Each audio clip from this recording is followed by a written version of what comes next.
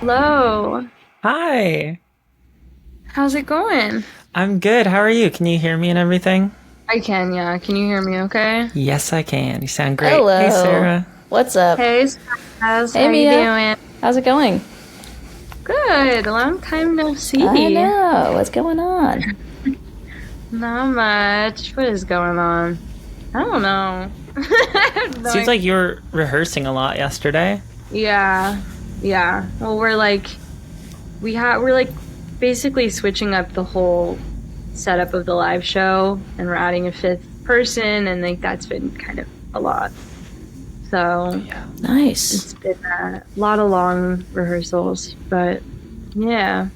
How are y'all? I feel that. Yeah. Relatable. Yeah. Um, I'm good. Also, deeply in crunch time for tour. A lot of rehearsing and tacking and, getting all the last minute pieces together and trying to make sure everything's squared away on my side of the street before I leave.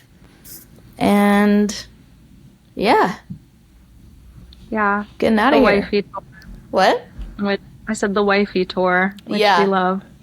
It should be Yeah. cool. I mean, Maddie's coming for the first 7 shows, maybe 7 or 8 shows. So that'll be really a soft landing to tour. We love it. Yeah. What's up, Allie? Well, Mia, I'm good. I've been doing some mixing this morning and like production stuff and having a fun time. I'm working on like an art pop record Nice. by Ooh. this band called Flesh Eater, and it's their debut album. Oh, cool. And so it's really fun. There's like tons of tracks and layers, but it's definitely a good challenge for me to kind of find little spaces for everything in the song to bring stuff forth. And yeah, it's fun. Hell yeah. Yeah. So exciting. Love it. Yeah. Before we get started, I wanted to ask Sarah, if we had one sponsor for this podcast, what do you think? What would be your like ideal sponsor to have like free stuff, basically? Skims. What is that? Skims is the Kim. Oh, that's underwear? Yeah. Okay, yeah, yeah. I just feel like I keep hearing Skims on podcast ads, and I'm like, damn, like the Skims hookup is so valuable. I don't Okay. need fucking BetterHelp. You know what I'm saying? It's cheaper, yeah. Underwear is cheaper. Currently sucks too. Oh yeah, It's like is not good. yeah. I Wow. mean, I don't I've know. heard they like sell your information. That, shit. but also like one of my bandmates was using it, and like the whole thing is you can like text your therapist anytime, and so he would like text the therapist, and they'd be like, "Oh, that sounds hard. Have you tried yoga?" Like very just like stock answer vibes. Have you been drinking enough water? Like they're not actually like texting your therapist all the time. Like they're not. It's like listening to AI you. response. I said like it definitely seems that way. Yeah. Oh my god. I don't know if I'd want to be able to text my therapist all the time. Like, I want them to have a good life too, so that they can do a good job with me and like help me with my own fires. Yeah, it's like right. My session time is my session time, and the rest is like that's for you to figure out. Right. You don't got to work on me. I think if I could have a sponsor for this podcast, it would be, and this occurred to me this morning, but like aluminum free deodorant. Oh, do you have one Because that I go works? I have one that works pretty well. I just use like the Dove 0% aluminum. Okay, cool. And it's like moisturizing and like, anyways, I'm not trying to like sell that on this podcast, but I end up using it like 3 or 4 times a day because you have to like keep reapplying it. Right. Okay. So I haven't found one that's like 24 hours or even 12 hours or anything, but I'm like fully in the That's my- synthetic deodorant world still because I just I've haven't. got aluminum. Yeah, in my Nice. bed. Sorry to say. just committing That's to the okay. inevitable end, you know. yeah. But that would be Yeah. a good. I mean, like, here's the thing: podcast sponsors, like, I'm like not afraid to just shill for some free ass shit that it could be useful. Yeah. You know what I mean? Like, I don't want to. Yeah. I guess I don't want to shill for like anything, but I also there's like so much shit where I'm like, yeah, I'll do an ad and get like a bunch of free T-shirts or whatever. You know, like that's awesome. Yeah. That's the crazy socialism. thing too is, yeah, when you're like an independent artist or whatever, like you want all the free shit you can get, and then when you're like famous and making all the money that you possibly could, that's when you start getting free shit, which is crazy. True. Right. Like only when you don't need it, Yeah. then everything's free. Yeah. Exactly. Like if you're like if you're fucking, I don't know, someone famous, I can't think of a name. It's like you're getting anything you want for free Right. in every color, in every size, of every kind. Right. Yeah. Crazy. Brand partnership is a wild world. I like always wonder, like what like with influence, like people who do like content creation, influencer stuff, like when they're like repping a brand, like I'm kind of like, what is the paycheck there? Like, because there's so many brands that like are willing to give stuff to bands, but they don't pay you. It's kind of just like, we'll give you this guitar or this pedal, and like maybe you could do a post, and like there's a little bit of like trade off. But I've not at least worked with like a music company that does like a paid post. Yeah. Yeah. But then I'm like, is that the same in content world? Like aluminum free deodorant is Dove paying? Yeah, like when I got my Brooklinen like back piece tattoo done, it hurt, but it's so worth these like really soft sheets. 100%. So there's 100%. many ways to do it. Yeah. You just gotta figure out what works for you. Well, Mia, thank you so much for joining us. You're our second ever guest on the SongDive podcast, so we're honored to have you. Yay. Yeah, and we wanted to focus on a track of yours today, a very new song called Downhill off your new record that's coming out. Super stoked. Sarah, did you have any questions for Mia off the bat? Well, I know that there's a big move in Pom Pom Squad world toward like modern pop in a way that is like new to the band a bit. Like, I think there's like a lot of like there's a lot more heavy reliance on production, and like it's not band playing the song down anymore, which is really cool. And I guess I'm curious, like the band is still on the tracks, based on credits and the information that's coming out about the new singles.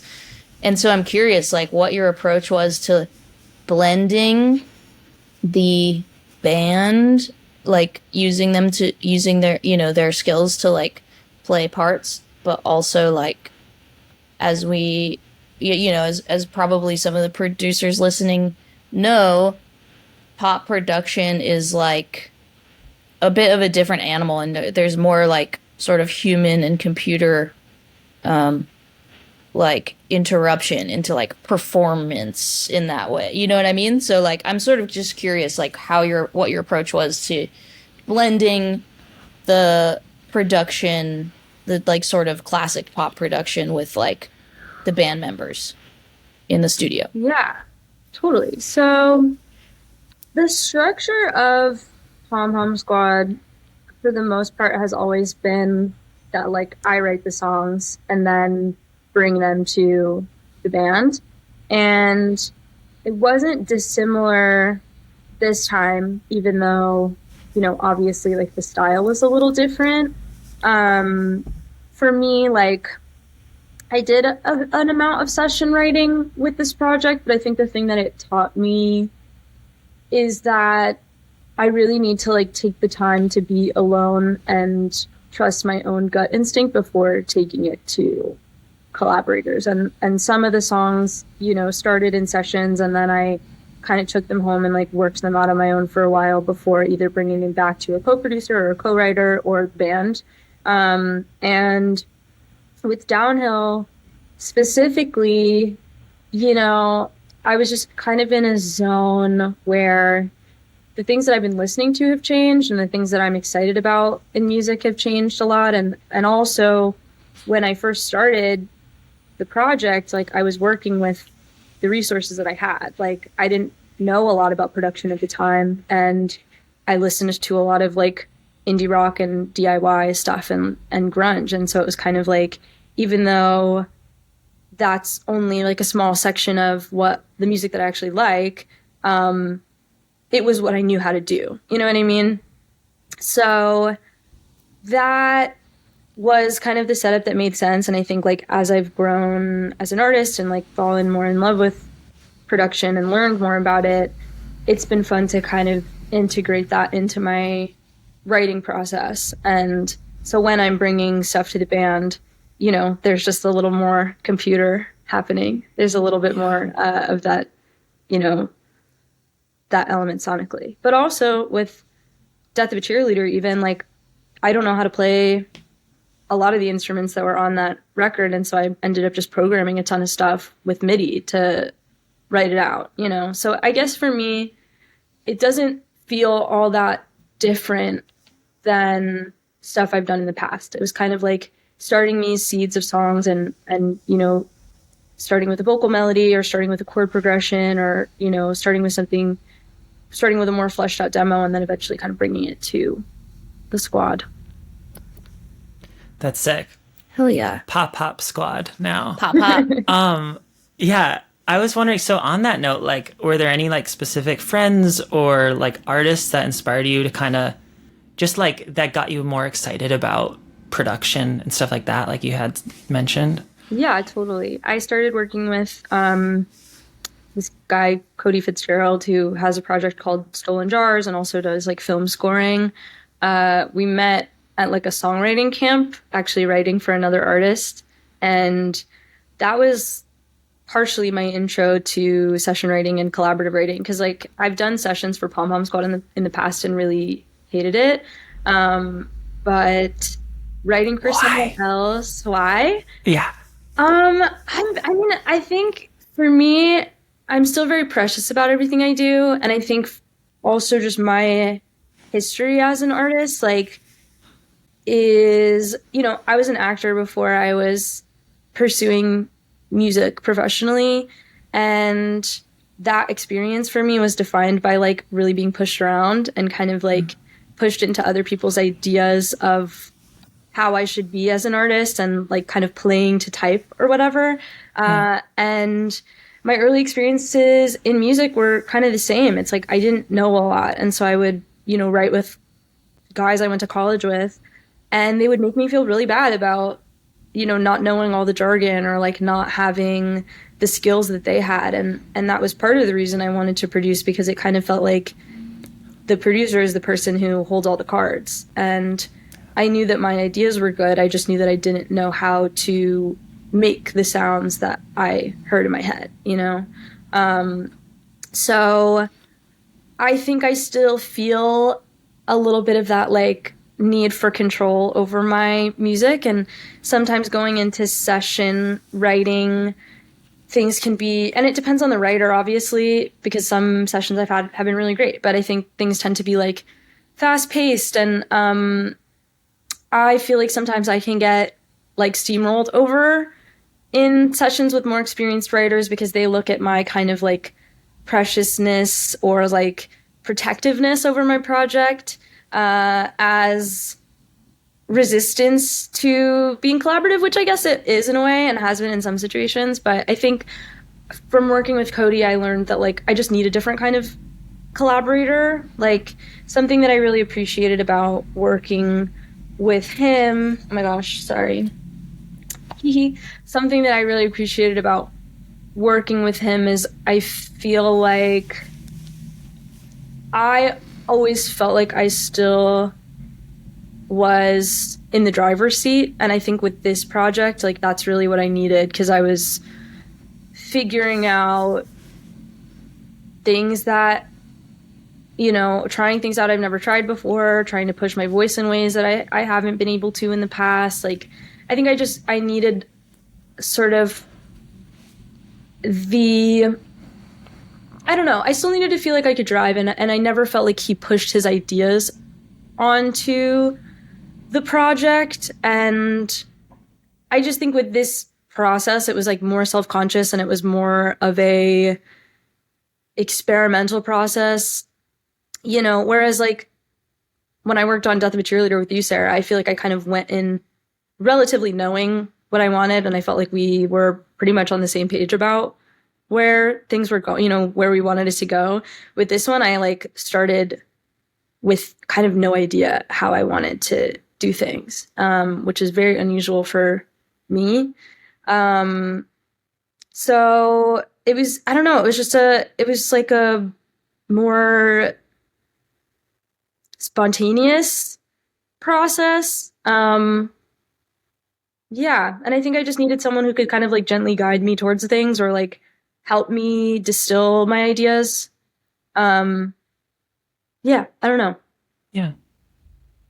That makes sense. I feel like it so much does come down to the chemistry, and like collaborating with people in an artistic sense is, can be a really intimate thing. And so I don't personally view it that much different from like dating people or, like in other contexts. It's like, it really depends on the personalities and your communication styles and things like that. So I'm glad you found somebody that you could work with for this album that seemed like it was really compatible with your, like, just the pace you needed to move at and like the style that you wanted to, maintain for yourself. Yeah, we had Maddie on the pod too, and she also like, does a lot of collaborative sessions, and we spoke a bit about the same thing of like, there's so many talented people in the world, but it is like dating in that way where it's like, sometimes you just don't click, or sometimes it's not the right fit for the right project, or sometimes it's, it just doesn't line up for one reason or another, like, and it's important to like know that, like, going into sessions. And I think like then when things are like rolling in the right direction, you're like, okay, like it's not so bad, which is huge. I had a question sort of like maybe about the world building behind the album, which I know you do a lot of that and that's a big part of like the Pom Pom Squad history as well. So tell us a little bit about world building behind, I know we're doing SongDive specifically on Downhill, but also there are a few other singles that have dropped, and it's all pointing towards it's pointing towards an album. I'm allowed to say that, right? Okay, I was like, all of a sudden I was like, is the album announced?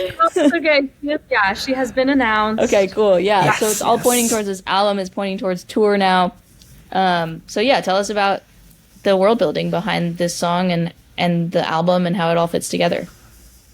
Yeah, I mean, I definitely do love to world build, and like I said, like my background kind of like growing up was acting, and I really wanted to like be in film. And I've always like, music was always kind of like your first love who's waiting for you on the other side when you're ready. You know what I mean? Like, it was just something that I loved so much, but almost felt like I couldn't do. Like, it felt like something that other people could do and that I couldn't do.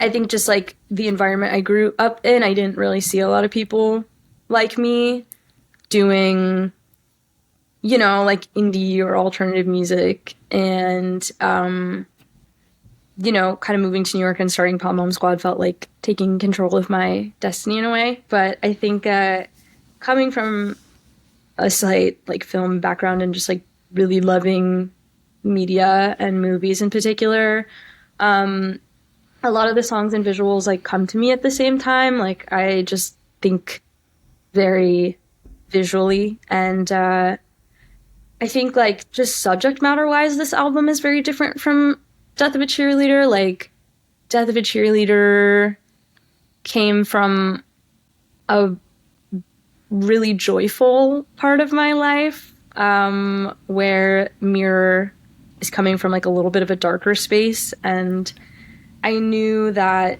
like sonically and visually I wanted to embody that, both in like the colors of the album art, or like the kind of colors that I'm using throughout the campaign and visuals of the album. And also like with Downhill, I really wanted this kind of like atmospheric, reverby situation, like kind of pad underneath it, especially the beginning of the song, where I wanted it to feel like you're like at the bottom of a well. Like, I just wanted to create this kind of deep, dark place, especially in the intro to that song, because this album for me feels like starting from scratch in a weird way. I feel like I changed a lot about the way I work for like different reasons, but I think I just kind of like came to a part of my life where I felt very disconnected from myself as a person, and then by proxy myself as an artist. And a lot of the music kind of reflects my journey back to myself, and for that song to kind of be the opening of the album and the first sounds that, you know, anyone has heard of the new stuff, like I just wanted it to really feel like the start of that spiral downward, you know? Nice. And is there an Alice in Wonderland like pastiche happening? Yep.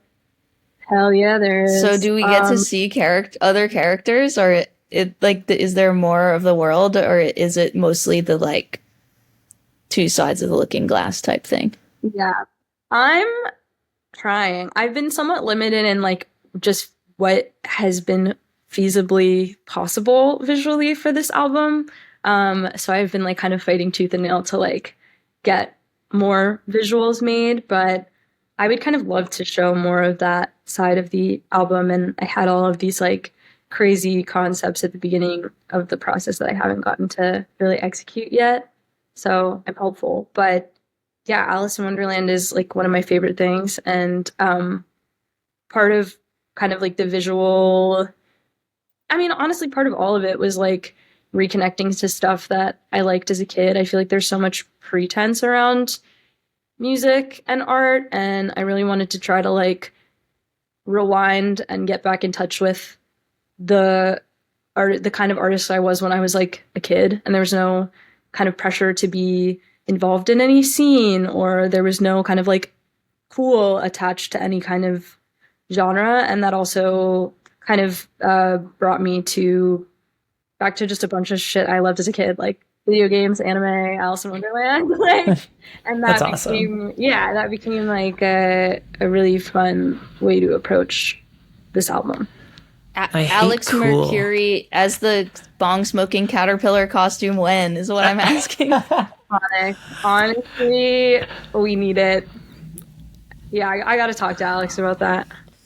Mia, if you're willing to go into it at all, like on a more personal level, were there any specific like experiences or life changes that you went through that influenced this being a more darker or like a darker direction? Or for you, is it more like character based, where you're not like, this was necessarily my firsthand experience, but just something I wanted to explore in the song? Yeah, I mean, I think that every artist to some degree, all of your art is slightly character based. Like obviously I know what it personally means to me, and like I know why I wrote it, but I think that I needed to kind of like engage with the character of it all to like even think about putting it out and showing it to other people. Like I think that you know, there's always like a version of yourself that you're presenting, and Pom Pom Squad, like it's not that it's like centered around a persona, but I think it's kind of like developed into a persona, and that is something that like I'm kind of grappling with on the record, is reconciling these two parts of myself, like the part of myself that I know, which is like a little bit more reserved and shy and like serious, and then the part of me that is like a performer and sometimes feels very directly at odds with the person part of me, because it's like, I think, and like kind of bringing it back to Downhill, like part of what that song is about is just like, why can't I just be happy like making the music? Like why do I feel this kind of pull to like put it out and be on stage and, you know, get attention or whatever, you know?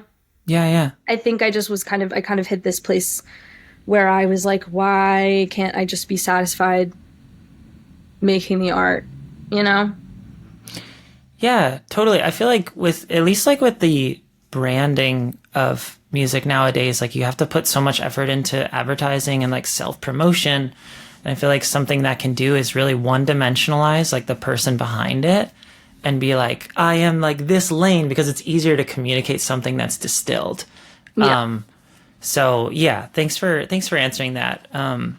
I was wondering actually about the song, like the chord progression itself is like kind of a nerdier thing, but I felt like it was reminiscent of like I Will Survive. Yeah. I forget who's that by, like Gloria Gaynor. Gloria Gaynor.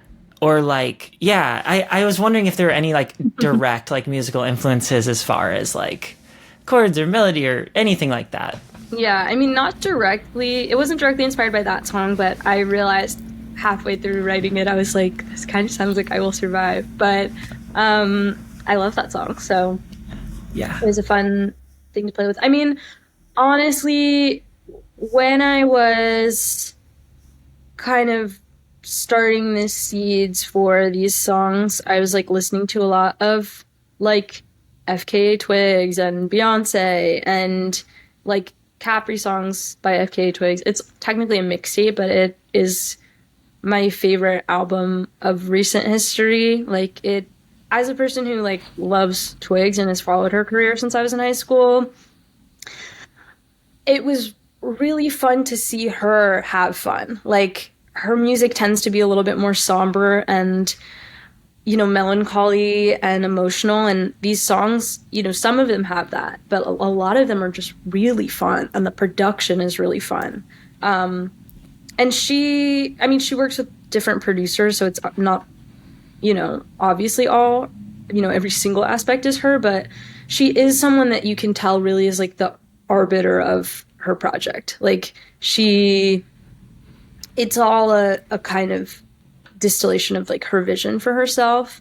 And I felt like I was kind of being let into this different side of her world, and also kind of not being super initiated into pop production when I started this.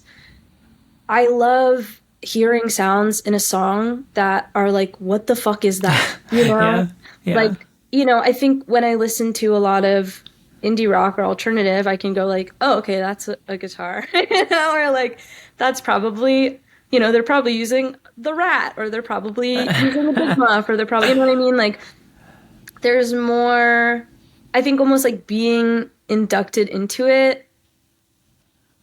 It's hard not to kind of like look at it at for the sum of its parts sometimes. And I still love indie rock and grunge, and I think, you know, the thing that I love most about it is like the lyrical focus and how like confessional or weird you can be in a way that you can't necessarily be in pop music. And I think for this Twigs record, like, it was weird in some really beautiful ways, and it also, yeah, it just had these sounds that I couldn't like reverse engineer off the top of my head, you know, and that made me more immersed in the experience in a way. And same with like Renaissance, you know, by Beyonce, like that album. It's another kind of like person who's clearly a perfectionist in their art, like having a lot of fun. And even though like it's like slightly darker subject matter, like I knew that I wanted it to still feel really fun, and that, you know, when I went on stage to perform these songs, like, I guess I wasn't totally consciously thinking of this, but I'm excited to be able to like let go of some of the actual memories of what the songs are about and just kind of like get into the groove of it and just like, you know, have a little fun with it. Yeah, I feel like that could potentially be a little bit more liberating, like in a night where you're supposed to perform a song and you can like bring that day's experience to it, or like a recent life experience to it, as opposed to like if you're singing a song about a really specific thing and telling a story. Yeah. And then you're just like, fuck, I'm back there to that exact place. And especially, yeah. Oh no, you go. No, I was just gonna say, like, especially as you, like, as people, we grow older and we change a lot, and like the songs are static, you know, as recordings at least. Hopefully you can like breathe life into it, but Yeah, Yeah, but it's true. Yeah. I mean, I think the other thing about Death of a Cheerleader, Death, blah, blah, blah, blah, Death of a Cheerleader that was so interesting was like, one, again, like I said, it was like just a more joyful moment in my life. And like when we finished it, I listened to it a lot. And that was an experience I've like never had with my own music really, is like wanting to listen back to it and engage with those songs kind of separately from, I mean, I guess not totally separately from what they were about, because what they were about was like cool, nice, fun stuff for the most part. But Mirror, like, I haven't really listened to it all that much. Like, I'm able to listen to the songs when they come out, because then I can kind of imagine them through other people's eyes and look at them more objectively. But I just haven't really wanted to listen to it in the same way, because I'm not totally like detached from the feelings involved in it. And it also feels like kind of embarrassing and weird. Like it's, you know, I don't know. I'm like, it's not that I'm embarrassed of the record. I think it's just like slightly more vulnerable. Like I knew for me, I didn't want to write about, like, I think my history as an artist, like I was writing all this shit in like my early 20s and when I was a teenager. And so a lot of it is about like kind of, you know, early 20s chaos and breakups and, all the shit that happens when you're in your early 20s. And it's like there's more language around that. And so it's easier to access in a way. And with this album, it's like, I've been in a relationship for 7 years. Like that's a lie. I've been in a relationship for 6 years, but it feels like it's, I just added. Nice. When we had an anniversary, I just add another year. But yeah, I mean, I've been in a long-term relationship. Like I am in a more settled place. Like what I'm writing about isn't necessarily like external chaos. It's more internal chaos. And it took a while to find the language to be able to go there, because there just isn't as much language around certain subject matter. Like, I don't know, Yeah. I mean, you're not like talking out loud to yourself usually. Yeah. Or at least like, yeah. And I was going through like a huge phase of just like avoiding my feelings altogether, because I just was like, I didn't want to think, and I didn't want to access those feelings, and it like kept me from not becoming a better writer, but it just kept me from writing for a while, because I wasn't ready to like explore those feelings and find the language around them. And it took a lot to get there. And I honestly, like, the production side of it was something that really helped and allowed me to detach from the emotional part of the songs and really kind of like be able to like look at the full picture and know what each song needed, I'm so stoked you brought up Renaissance as a reference, because I do feel like Renaissance is like Beyonce's like sort of disco revival moment, and like she like really in the way that she does with like basically every era of Beyonce, like she internalized that and like put that back out to the world in like a really succinct and powerful way, I think. And I hear a lot, like aside from chord progression, there's a lot of like disco production happening with the groove in Downhill and with the sort of like pumping bass and like disco hi-hats kind of thing. And so I was curious, like, how deep did you get into like disco universe? Because there is the modern version of that, and there is also, obviously the crate digging version of like a really specific genre of history that like got, as like now we know looking back, it became a huge thing underground first in like dance hall culture, and then sort of came to the mainstream and immediately got swallowed and like sort of torn apart by like rock journalism. And so you're sort of coming from both worlds, which is really interesting, and I'm just curious like what your relationship is there. I know that like not all the songs are that disco heavy, but there's obvious influence, which is really cool. And I was thinking a lot about Robin dancing on my own. Like, you know, she also sort of had a swing at disco, but it's like there's an emotional element to it. It's not just like party music. There's sort of like you do have like dance beats, but sort of like deep confessional stuff. So maybe if you could speak on that, that'd be awesome. Yeah. Yeah. I mean, as like a music history lover, thank you. I do love disco. And I think, you know, I think something that's interesting about the rock world, even now, is like, you know, part of the reason that disco got so shat on is it's like that's where all the people of color and the queers went. You know what I mean? Like that was their space, you know? And rock became like very white, and it's like a lot, you know, obviously most of these, if not like pretty much all popular music comes from Black history, and like you know, disco is no exception. And I think where kind of like rock was really indulgent and like sometimes like nihilistic and kind of like a place where particularly like white dudes could kind of go and express anger or like sexual desire or whatever, like disco became a place where like queer people and people of color could like have fun and like escape from the outside world, which is not kind, you know?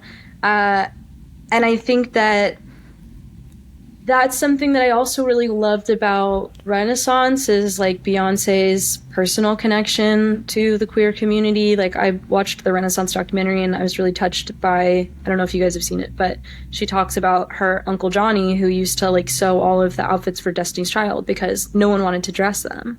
And he was a gay Black man, and like she was raised around disco and around the music of the queer community. And so Renaissance feels like a real love letter in that way to queer people and to Black queer people and to brown queer people. And like, it's so special for that reason. And like, my mom is such a Beyonce fan, and it's been, you know, it's like something that makes me feel really connected to her because like, you know, as a Black woman, like I see how much it means to her to like have an artist like Beyonce who is so like projects this like image of empowerment. And you know, I don't know, it's something that's like really not helped me love Beyonce because like I love Beyonce anyway, but it's given me kind of like an even deeper bond with her music because it's like something that helps me feel connected to my mom and help me feel connected to the queer community. And like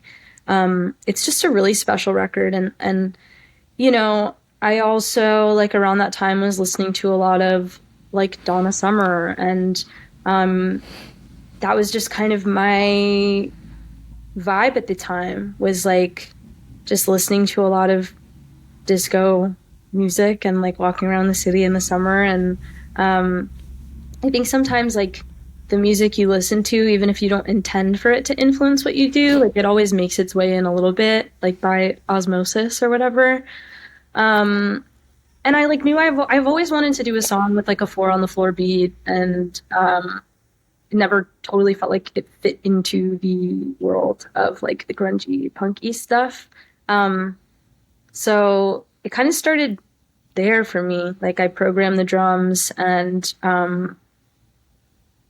you know, and then like the other part of it, like my favorite thing about Downhill is that it's a really important memory for me, like as a producer, because it kind of broke me out of this writer's block that I had been going through. And I think I just started kind of feeling really disconnected from like, oh man, maybe I shouldn't say this, but I'm going to say it anyway. It's like, I don't know. I started feeling very disconnected from like the rock and indie rock community because it still can be very like exclusionary and like uncool and like not a space that I see a lot of people like me still. And I think that, with Pom Pom Squad, I've been able to like forge a community that I feel comfortable in a little bit more, which is a lot of fun. And I think kind of like the community of people that I want around, like also really fucks with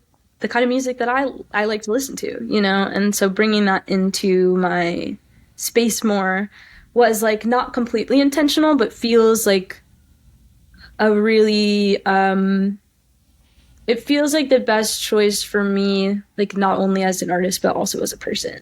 But yeah, I mean, kind of like going back to the point about downhill, like I just really wanted to sit down and make something detached from any idea of genre. Like I think I was going through this moment where I felt like I was kind of being pressured to lean more into rock music, and I was like, well, I want to do pop music, and then like both of those genre tags just made me feel really bogged down, and I was thinking more about like genre than about like what I actually liked and wanted to make. And so I kind of sat down in a Logic session, and I was just like, I'm just gonna go through a bunch of synth patches and just like not think about genre, just go like, oh, these two things sound really good together, or these three things sound really good together, and just like stack it into something fun. And it started with a beat, and I like, I did this kind of like disco, like electronic disco-y beat, and then just started like layering a bunch of like Logic preset synths, and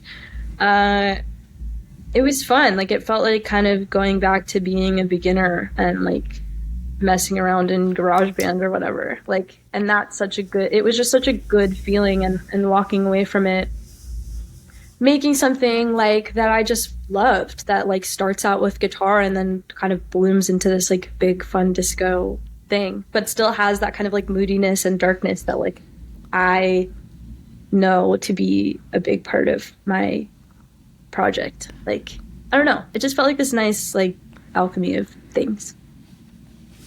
Yeah, I feel like it was really cool that you were like able to put guitar in it also. Like it still starts with guitar, which I was like, I don't know, I was just really impressed by, and I didn't even catch that the first time I heard it. Oh, really? The song. But yeah, I'm glad you were having fun with it, because I feel like if you're not having fun, then what the heck is going on, people? Yeah, well, So true. I've come to this realization where like I realized that my reward can't be like acclaim or like attention on my art. Like my reward is making it, like that is the gift. And like if I'm not having fun doing it, or like if I compromise my vision, like I failed myself, and I'm really grateful that I have my band and that I have these like long-term collaborators, and like Cody as well, who's a more short-term collaborator, but is also extremely important. Like they really let me be myself and be like, not always the best version of myself in these sessions,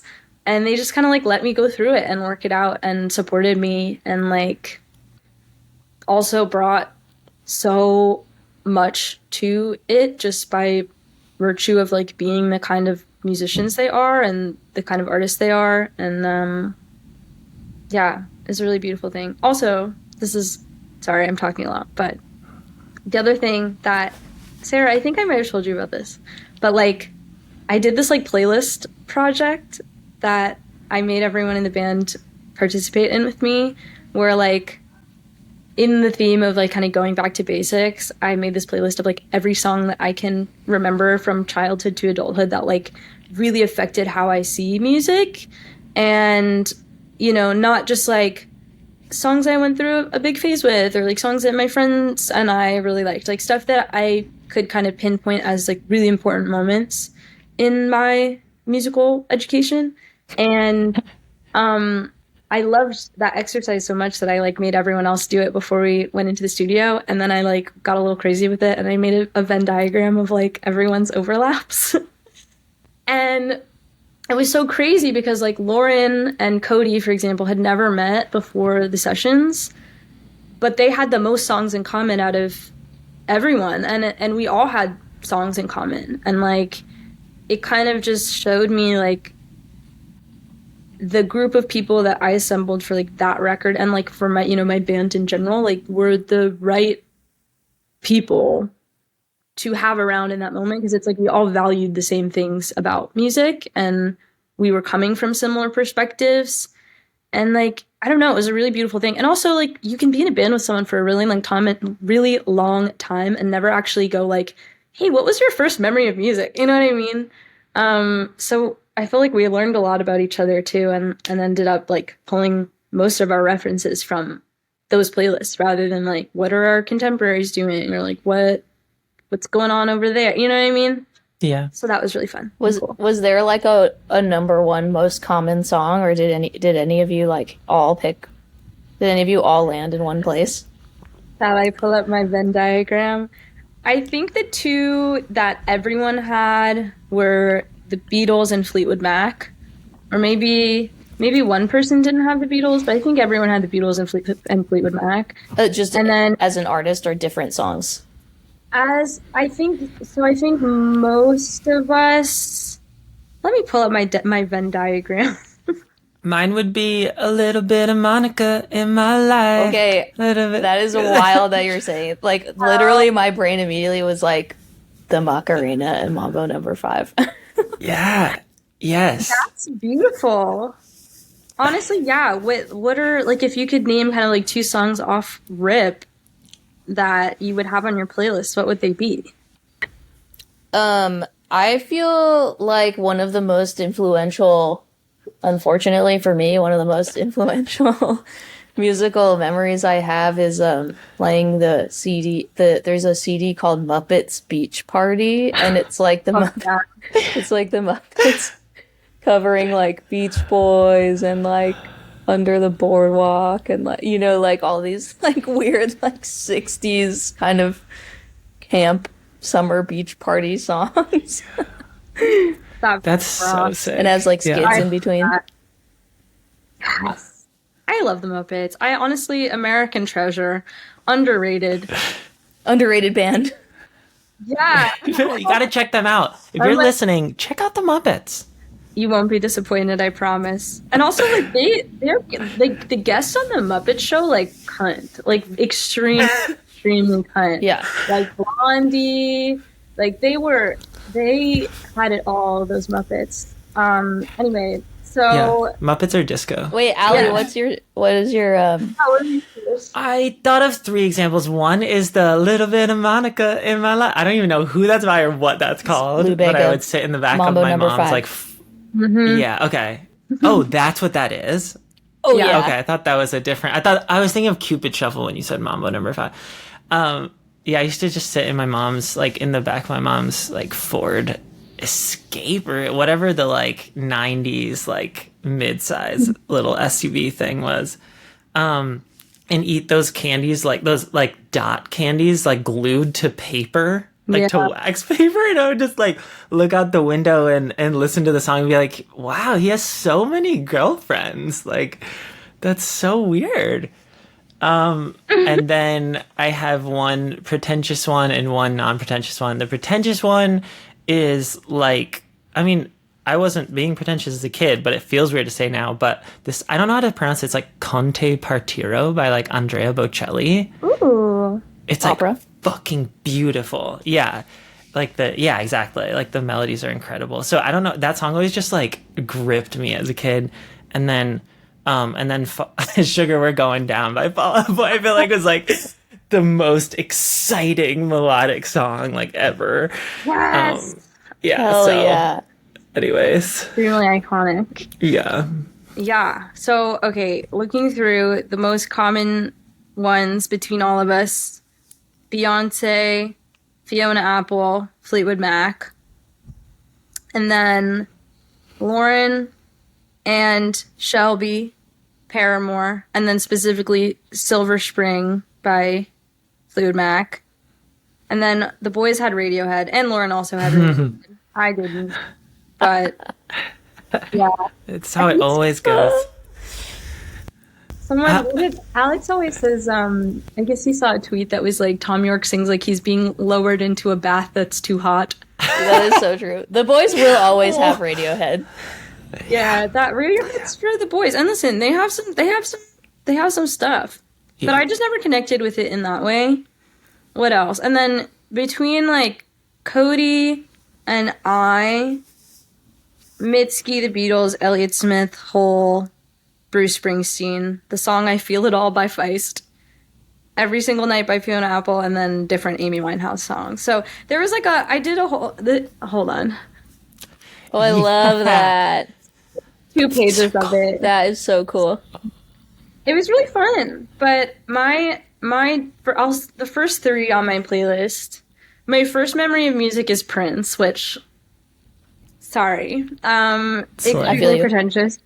Slay. No, I love Prince's early, like, I actually feel like weirdly Prince has like a, like I feel like that is like a easy lob for like parents to like put on music that they like that also does like I feel like I have so many memories of like being like 3 and dancing to Raspberry Beret, you know, like Yeah. I feel like it feels like a kid song in a weird way, you know? Yeah, one of the only like Prince songs you can listen to in front of a kid. Is that true? Oh wow. I mean, his stuff is dirty. Is it really? Okay. In like an He's a 80s little way, freak. you know? Yeah, dirty in the 80s. Sometimes in a very like I love Prince. Like Prince is probably like top 5 favorite artists for me. Oh yeah. And I just read a book about him, and it's like I didn't realize like how naughty some of these songs are. Well, so the first song that I remember by Prince is Lolita, which is fucking hilarious. As a Unreal. child Unreal. to be singing that song. But yeah, and then a bunch of Beatles songs, and then also like the Sugar Hill Gang and like Ben Folds. Really weird stuff. I once sold a hard drive to Ben Folds when I worked at an Apple store. Really? Yeah, and I didn't know it was him. And then someone's like, "Do you know who that was?" I also sold one to Peter Frampton, and I also did not recognize him. So I just felt so Whoa. stupid afterwards. Yeah. I For don't- whom the Ben Folds. Yeah, that happened to me with Stanley Tucci. Wait, what was your interaction with? I used to work at a makeup store, and he came in, and it was like a very kind of trendy spot at the time when I was working there, and so like you would get celebrities and stuff coming in, but you also just get a bunch of like tourists. And I was just talking to this guy for a while the girl with him was kind of like looking around, and you know, I was chatting and I was like, "What do you do?" And he's like, "Oh, I make jewelry." And I was like, "Oh, cool. Like, what are you in town?" You know what I mean? Like, was just chatting with this dude. And then I like went back to the like break room, and all these girls were like, "Can you guys believe Stanley Tucci was in the store?" And I was like, "Stanley Tucci was in the store?" And they were like, "Yeah, Mia, you were talking to him for like 10 minutes." And I was like, "Oh, oh no, oh no." But maybe it was refreshing for him that I like had no idea who he was in that moment. I Yeah. think that But- celebs like to be treated normal as much as possible, you know? Yeah. I don't know. I guess I wouldn't know. That's why I asked for an autograph and a selfie in a very normal way. Yeah. We need to take a selfie. There's like a Father, this is so cringy. There's a Father John Misty lyric that's like about the celebrity, like everyone pretending the celebrity's not there and the celebrity wishing everyone was like freaking out because they're a celebrity. Yeah. I love that. Feels very I love that. New York and LA. Honestly, also like not cringy. Father John Misty had some bangers. Oh, yeah. I feel like I don't fuck with his vibe, but Fair. Totally fair. had some bangers. There was some songwriting there. Oh yeah. He worked with Beyonce as well, which is interesting. Feels illegal, but it did happen. Yes. And that's crazy to me. But also like one of the coolest things about Beyonce is like she always is working with like younger kind of like indie / alternative people. Yeah, Beyonce is infamously scouring SoundCloud, which is very Yeah. very cool. Oh wow. Well, it's just like it just makes her cooler because it's like one, your music just stays fresh because you're working with people who have fresh perspectives. And two, it's just like, damn, I want to be in one of those sessions so bad. And maybe one day you will. I can see it. I mean, I think she listens to this podcast, so that's probably going to be the way that she's picking up tips. You know, this pod. It's fun. It could really just be a matter of time. I would love to hear that collab. Oh yeah, me too. Huge. I'd be terrified, but excited. Right. Allie, do you have any more cues about? Not really. We probably all got to get going soon. Yeah. So I have one quick fun short one, which is I have to know like what birthed a specific moment in Downhill, which I think is like is a bit of like pop canon to me to do this. It's like I feel like it exists in Britney Spears and it exists now in Chappell Roan. It exists like just sort of over the decades of like high brow pop is the break and the spoken moment. We're going down fucking hill, and I just have to know if that was like what was the premeditation there, or did it just feel right in the stew? Oh gosh, honestly I had that since like the earliest demo of the song, which is so I don't totally know where it came from, but I just thought it would be so funny and fun, and like I don't know if there was really much more to it than that, and like that is also such a different thing for me that like not to be like, I don't have that much fun, but like, I think it's just like, I didn't prioritize it as much, which is a weird thing to say. Like, you know, obviously, who doesn't want to have fun? But I think I just naturally have like a little bit more of like a serious disposition and like a little bit of a, you know, business demeanor around music, and like I just think I wanted to have fun with it, and I think like kind of in the heat of like demoing out this song, like it just felt like a fun thing to do, and even there were moments throughout where I was like, maybe I shouldn't do that, like maybe it's too cringy or like maybe it's too weird, and like it stayed, and I'm excited about like that moment on tour. Like I really hope that that's, you know, the crowd goes wild moment, you know. 100%. Yeah, I pictured it live as well. Yeah, like when I heard it. Yeah, it feels so in like in genre and in like the sort of like world of like pop is fun, you know, even when it's dark it is fun, and I think that like really nailed that home. Yeah. Cool. Yeah. Well, Mia, is there anything else? I mean, I know you have a tour coming out. You just announced your album, but is there anything else you want to like plug or anything? Mirror Starts Moving Without Me. That's the album out October 25th. And then we're going to Europe in November, and then touring some colleges in October, which is before November, but whatever. And then big headline tour spring 2025. The tickets are on sale today, so get on in there. Playing my hometown for the first time, which is really fun. Oh wow. Where is that? Orlando, Florida. Nice. Wow. Sick. And we're playing at like this bar that I grew up like going to shows at with my mom, so need everyone to show up and show out in Orlando, Florida.